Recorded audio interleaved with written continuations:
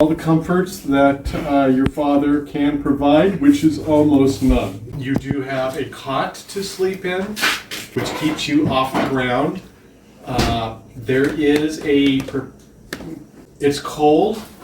There's frost inside the tent. Father does have a portable heater, Balaam heater, that at least made it comfortable enough for you to sleep through the night. But there is a degree of getting up in the morning when you're hiking, and you basically open the zipper and go out to the real world.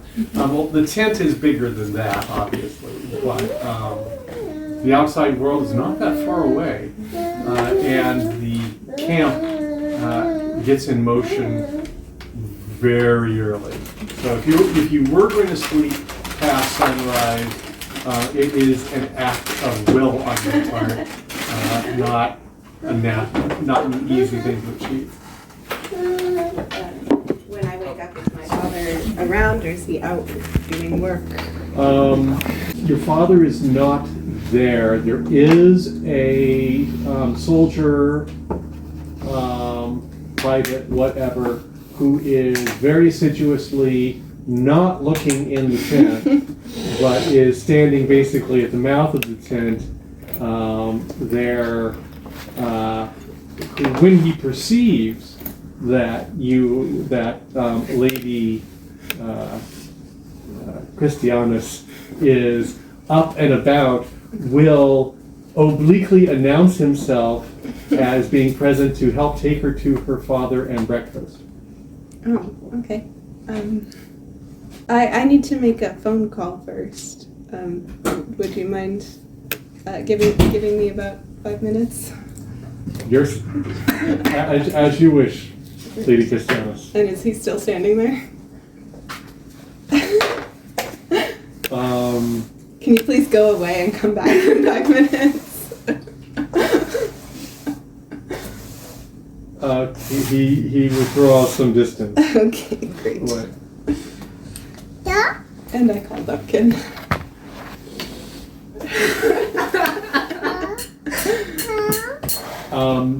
Okay. I know it's gonna be stupid early in the morning. Yeah, because you're out. You're like an hour or two ahead. Yeah. So it's before sunrise. The first call doesn't go through, but you know that sometimes you have to do multiple calls to go through a certain window of time in order to get through inside the do not awake window. Yeah. But I assume you do what is necessary. Yep. And good morning, I think. Good morning. I bet you're starting to regret giving me your phone number. How's Kunri? I haven't got there yet. Okay. Which I am sort of glad of, because I think this would be much earlier if I had.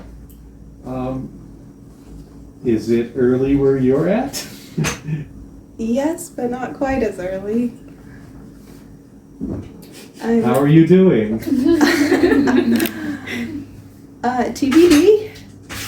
I'm at Christophsis. Oh. Oh. My.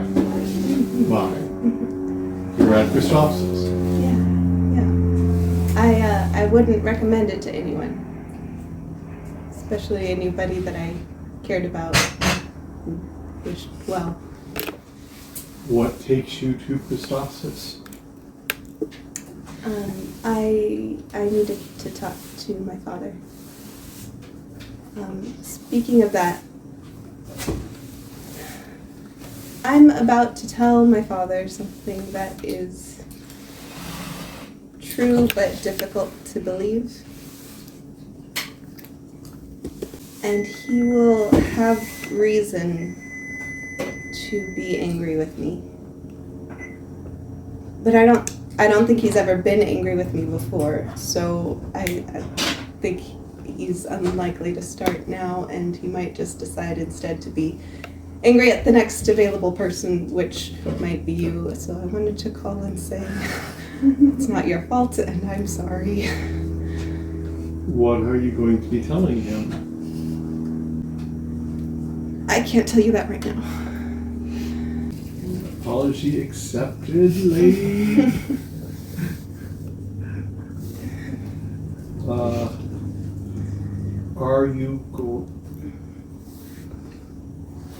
Are you going to tell him anything?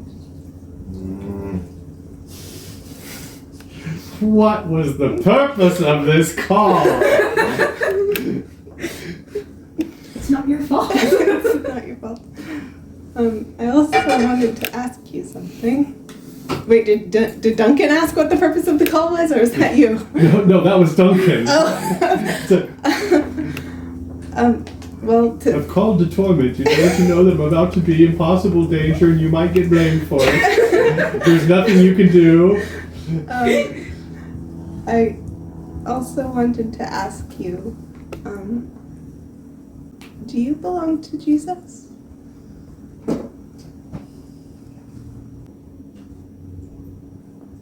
I am not at this time a member of any church in the realm. Do you know Jesus? I haven't talked with him. Can I tell you about it? I'm listening. So when I first came to Wand and started studying diplomacy, I didn't really believe in peace. There was acceptable terms, there was compromise, there was satisfaction. And it was all to be renegotiated at a future time when the current conditions were no longer satisfactory. And I think the closest thing I knew to peace was the love between my father and me.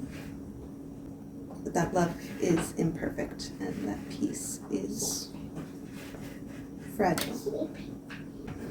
Jesus is the Son of God, and he owns all the glory in the heavens, and he left it behind in order to make peace with us. We offended him, we sinned, but he reached out to make peace.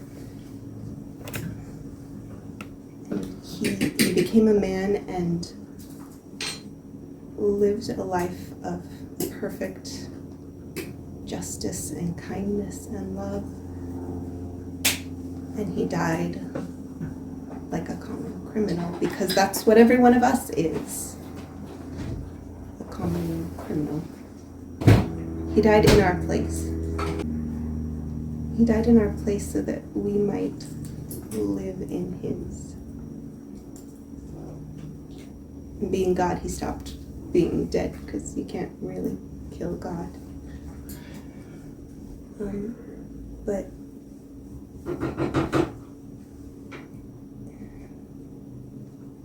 his peace is in me now. And it's not fragile.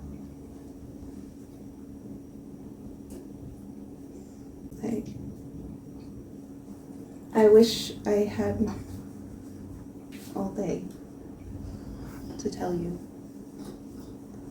but I do have to go and talk to my father. If I send someone to you, will you do me a favor and ask him about Jesus?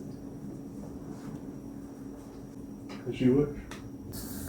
I would prefer to have you tell me about him. The way you're talking worries me a little bit. I have to go.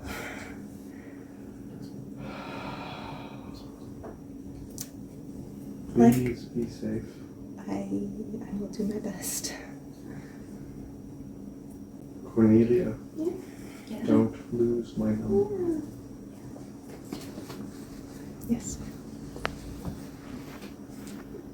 Sorry for calling at dark 30.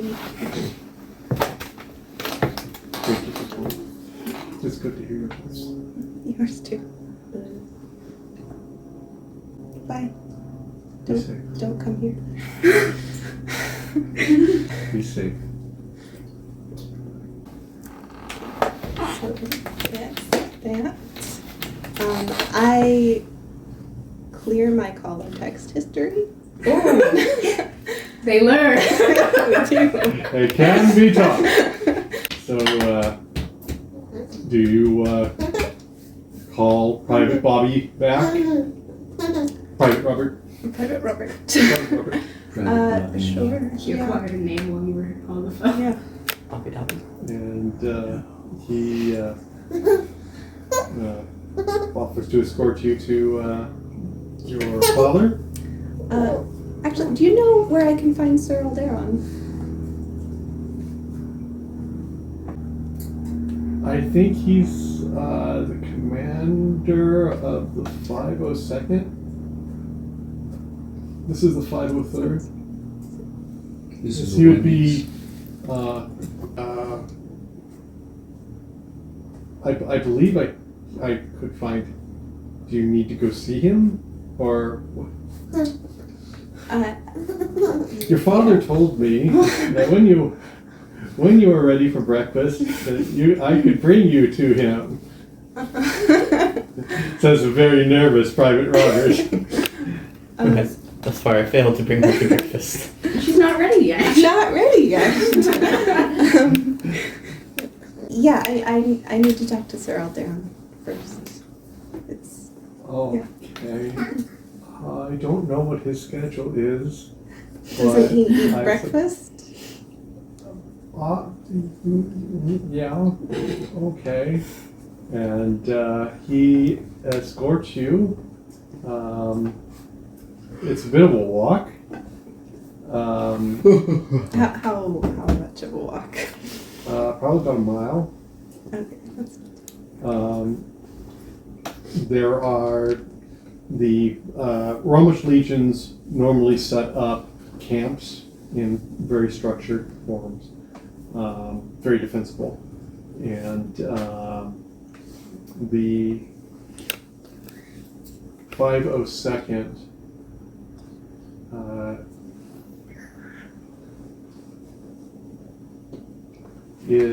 both 502nd and the 503rd are on this side of the river. The 502nd is actually the one that currently has the responsibility for guarding the bastion. And the 503rd is more removed to the north, upriver. Not far, but upriver. So you end up in the early morning hours. I assume you are wrapped in a cloak and probably have little hand warming balems and maybe some foot warming balems stuffed in your shoes.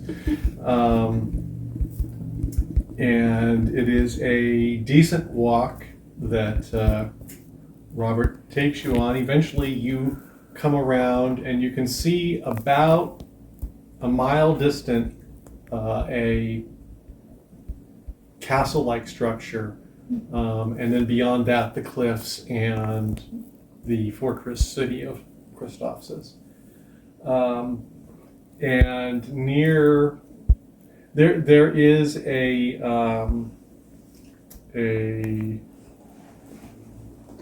what is the word I'm looking for? A pile of earth that is run in a line that people walk over. A mount? like an embankment. An embankment, I guess. There's an embankment that runs from that castle out to the land, because this is when you're looking to the east, you're looking at largely frozen swampland until there's a river, and then the city of Christophsis. But you are at last brought near to the command area, and you are brought to the guy asks lots of questions and keeps getting directed around, and you were finally brought to a tent and you're announced, and Sir Alderon certainly allows you entry, and you come into the command tent. There's a Bayon warmer here, and off the ground, because you don't want the warmer actually on the ground, because then the ground thaws. And the seemingly young man says, so he has conversations with various people, sends people out, and for a moment has a degree of privacy, and says, Cornelia, what are you doing here? I came to talk to my father. It's a long journey. It must have been an important conversation that had to be done in person. Yeah. Everyone from Wand says hi, or they would say hi if they knew I was here. How's everyone doing? That's a good question. As far as I know, everyone's doing well. I was away from school for a little bit before I came here. What brings you here? You need to talk with your father, I know. I need to make peace with my father. You remember, perhaps, the unusual circumstances in which I asked for your help about a year ago. Yes. I think I am about to tell my father about that blessing, which I have not yet done. And I kind of wish now that everyone had made the same decision that you did. Peace is coming at a high cost, and I would like that cost to be borne by myself alone. Consider carefully. Often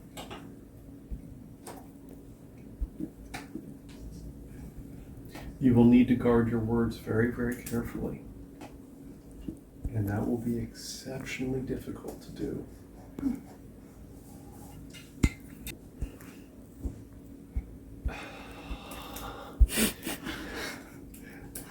He will want to know when it happened, how it happened,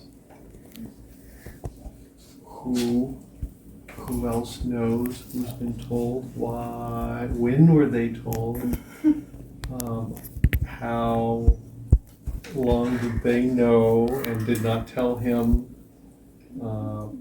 There's going to be a lot of collateral cost. So bear that in mind, keep it in mind. Do you think I'm doing the right thing? I don't know exactly what you're doing, and so I cannot answer that question.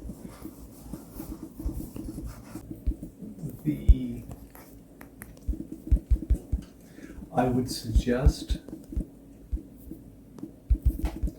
that without saying so, you bear in mind that many individuals that helped you did so keeping your secret. You owe them the same. I am not suggesting that you lie to your father in any way whatsoever. However, I am suggesting that there is some information that as it was not others' right to give your information, neither is it your right to give theirs. I would ask you to keep that in mind. Certainly. When do you plan to do this? Today. Very well. Thank you for the warning.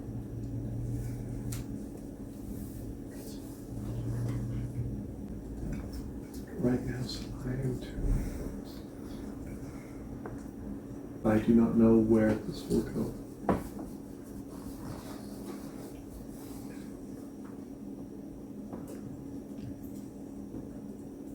But I understand your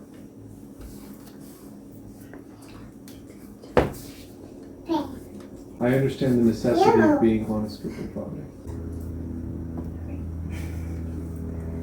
Thank you. I hope that we'll be able to have another longer conversation, perhaps this evening or tomorrow. I'll try and come and find you if I'm able. And I will do the same. Thank you very much.